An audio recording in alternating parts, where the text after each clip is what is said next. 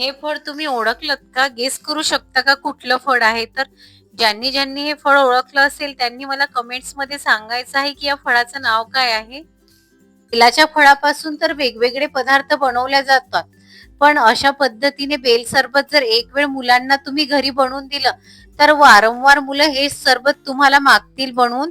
अशा आरोग्यदायी सरबताच्या रेसिपीला लगेचच आपण सुरुवात करूया.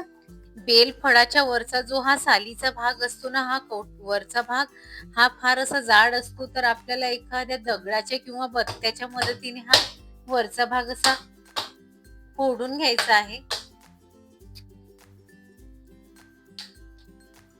आणि बघा खूप छान असं बेलफळ निघालेलं आहे. यामधील सर्व गर आपल्याला असं काढून घ्यायचा आहे. गावामध्ये बेलाची झाडं भरपूर असल्यामुळे कोणीही बेलफळ आणून देते. तिथे वेगवेगळे गावामध्ये पदार्थ केल्या जातात, पण आजकाल तर शहरामध्ये हल्ली बेलाची फळं असे विकल्या जात आहेत आणि चांगल्या भावामध्ये विकल्या जात आहे.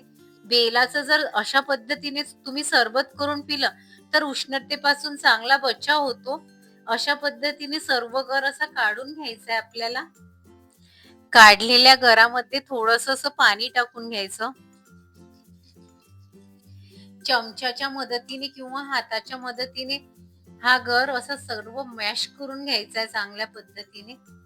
अशा पद्धतीने गर असा सर्व मॅश करून घेतलेला आहे.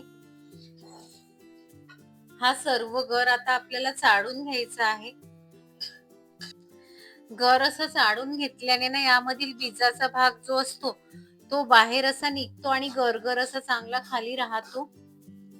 यामधील बीजाचा भाग बघा असा वर राहिलेला आहे आणि गर असा खाली बघा छान असा गर राहिलेला आहे आणि रंगही फार सुरेख आहे.